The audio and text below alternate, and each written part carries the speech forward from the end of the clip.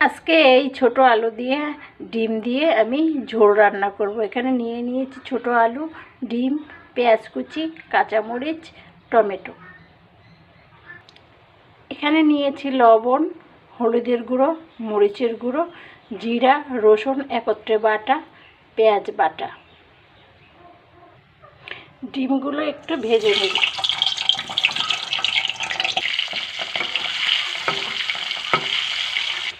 আবার ডিমগুলো হালকা করে ভাজা হয়ে গেছে, এবার এগুলো উঠিয়ে নিব।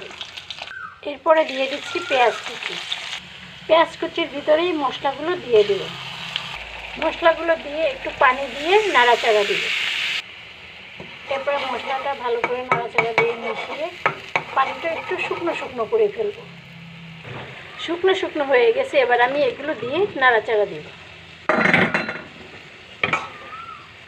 এভাবে করে রান্না করলে আসলেই কিন্তু খুবই মজাদার হয়। এরপরে ডিম দিয়ে দিব। এরপরে আমি ঝোল দিয়ে দিব।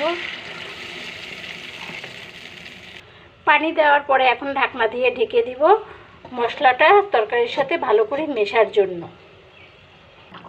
আমার তরকারিটা হয়ে গেছে, খুব সুন্দর ঝোলের তরকারি করব। আমার তরকারিটা তৈরি। আল্লাহ হাফেজ।